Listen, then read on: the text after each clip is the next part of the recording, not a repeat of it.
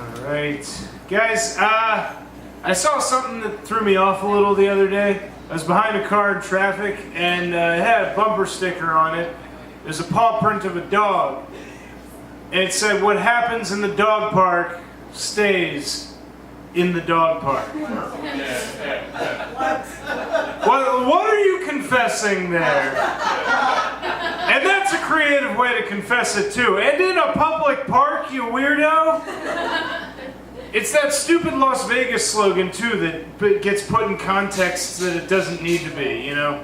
Like I heard it one time that whatever happens in some place stays in some place. I was in the grocery store. It was right after Halloween, so they're like trying to get rid of all the candy, you know? And the guy comes on the intercom, he says, "Head over to the candy aisle for half off all items, because whatever happens in the candy aisle stays in the candy aisle." Like now I'm creeped out thinking that there's a pedophile in the candy aisle. I'm just trying to get my groceries. I don't know. I get creeped out easily. The thing is, I have a lot of fears, and most of them are like completely irrational. Like they're not the things I should be scared of. Like every time I go to my car, I always check the back seat.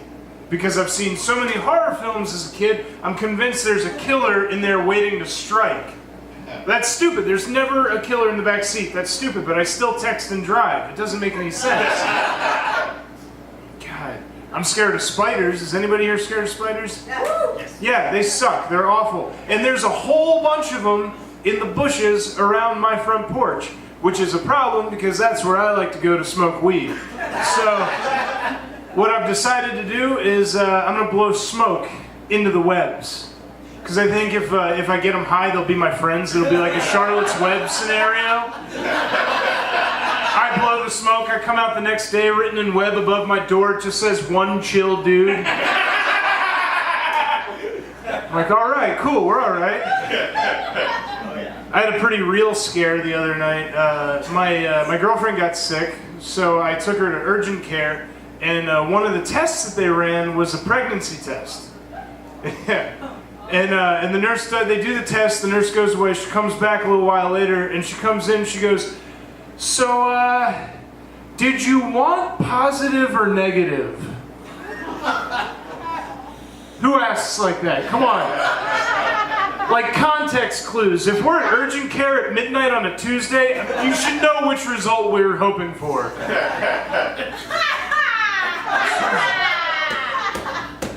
It's weird, man. But my girlfriend's awesome. She totally has the upper hand. I'm an idiot and she deals with it. Like the other day, I was leaving the house and I said something stupid, just being an asshole, and she yelled back at me, "You're gonna get a lot of passive-aggressive texts later." I misheard her. I thought she said passive-aggressive sex. Which to me is way worse, because nothing will destroy a man's confidence faster than if he's in bed with you, he's like giving it his best shot, and he gets down in your ear and he says something stupid like, "Oh, do you like that?" And you say, "It's fine."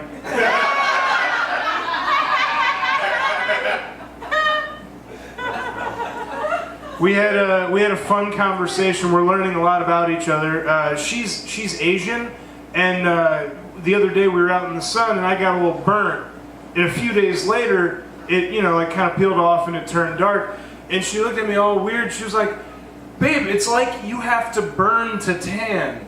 I said, "Yeah, that's just called being white, babe. Like that's how that happens." Because people say black don't crack, some people say Asian don't crack. Nobody says white don't crack, because white not only cracks, white burns, cracks, then peels. We're like snakes shedding our skins. Freudian slip. Black people, you will appreciate the reference. Snakes, man. Now, like I said, she's Asian and I'm white, and she recently just confessed to me that she's only ever by choice dated white guys, like as a preference. And I thought that was weird to have like a racial preference that you stick to, but speaking as a dorky white guy, it's kind of nice being somebody else's fetish for a change, you know? People see us in public, they're like, "Ah, look at this big white perv, we know what's going on." I'm like, "No, it's it's the other way around. Nobody ever believes me.